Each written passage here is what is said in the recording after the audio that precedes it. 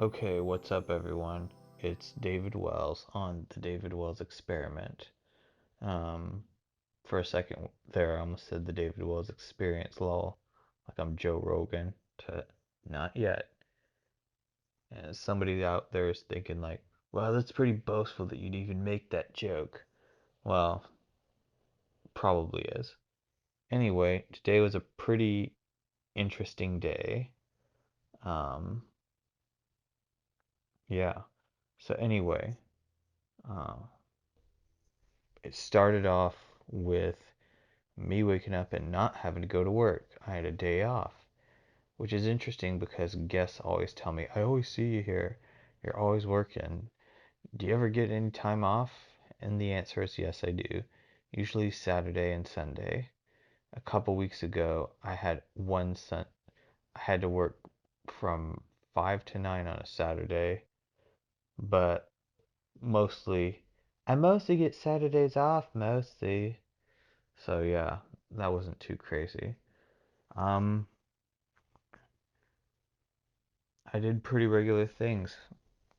I I got up and me and my brother John, we both realized that we were off work. So he's been pressing me to clean my car, and trust me, it desperately needed it. Um, he even, gosh, I wish, I hear that Spotify has some kind of video form, but I don't know if they want us to like litter it with like random videos like YouTube does. So I went ahead and put it up. I went ahead and put that video on my YouTube channel. Um, I'll see if I can post a link. If not, sorry. Um, anyway, so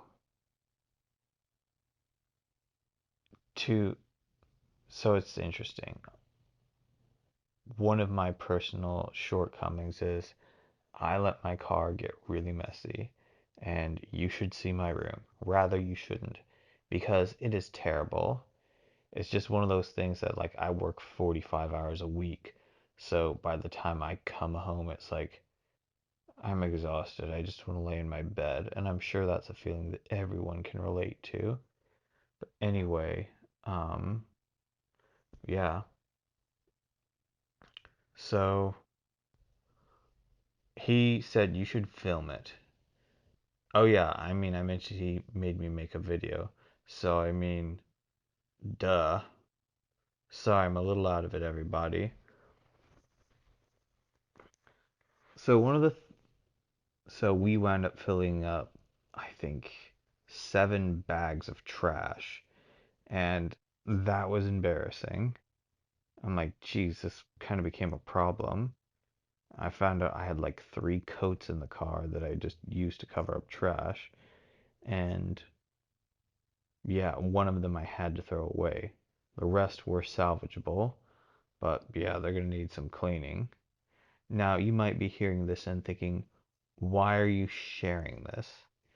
And it's like, well, because it's something I'm really not proud of that I did, but overcame it. So I guess if you've got something that you just ought to get to, then yeah, get to it, or find somebody who will help you to overcome that.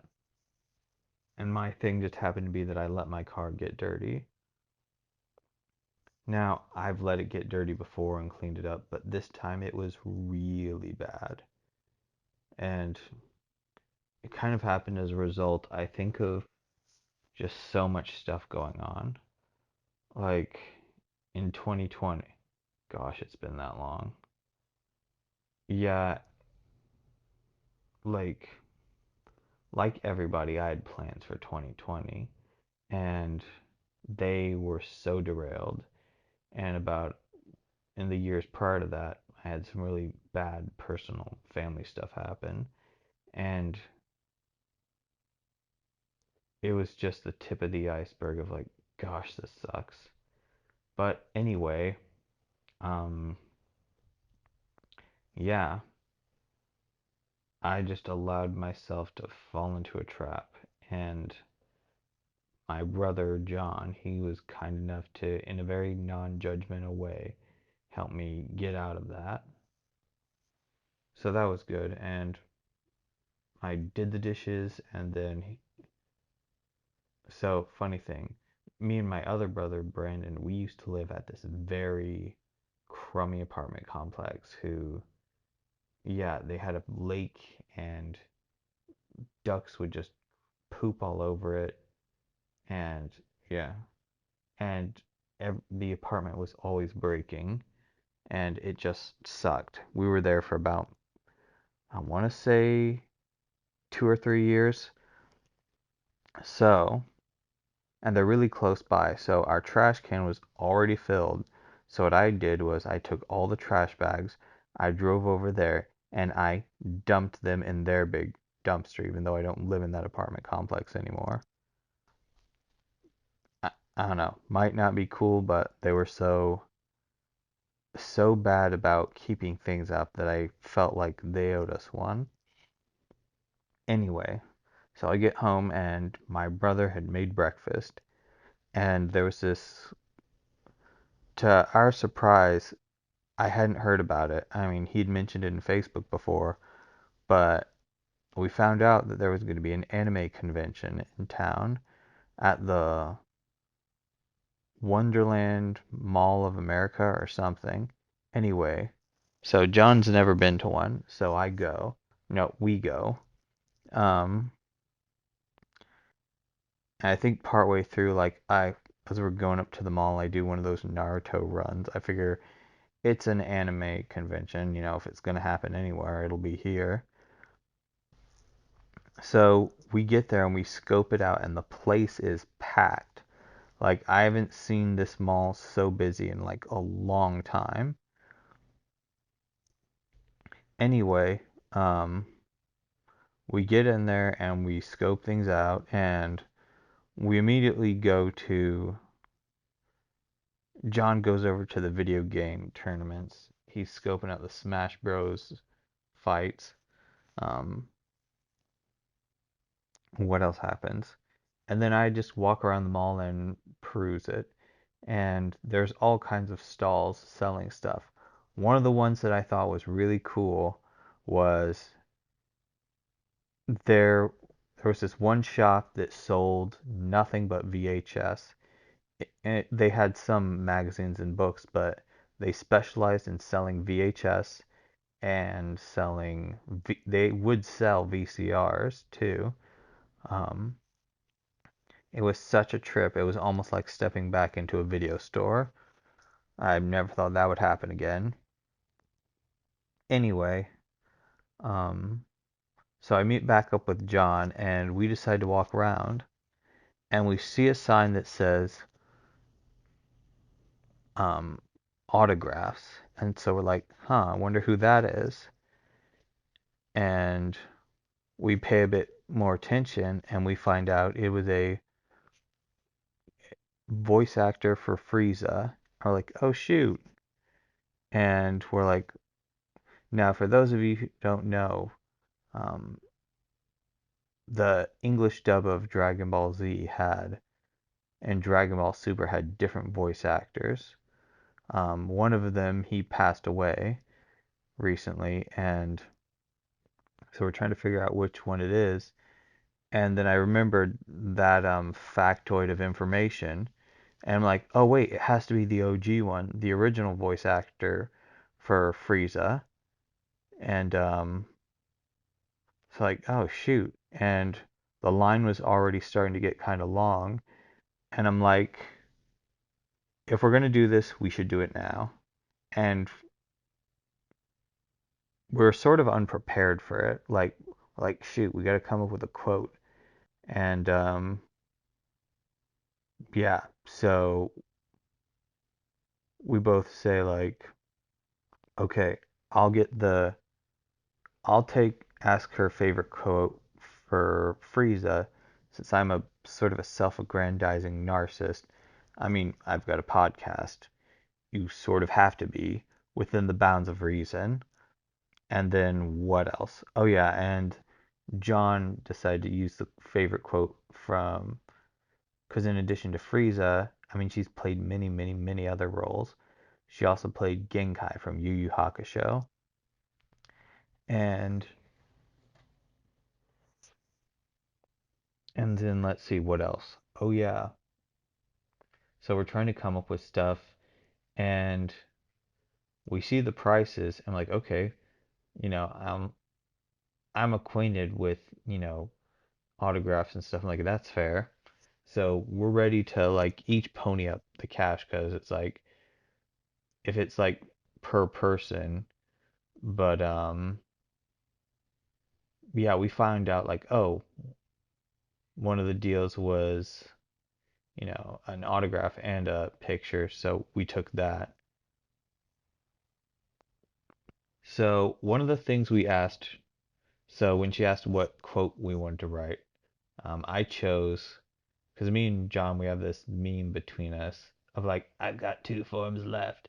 I'm doing a terrible impression of Frieza, but it was a weird thing as we got closer because she kept doing voice bits for other people, and it was like, oh, that's Frieza.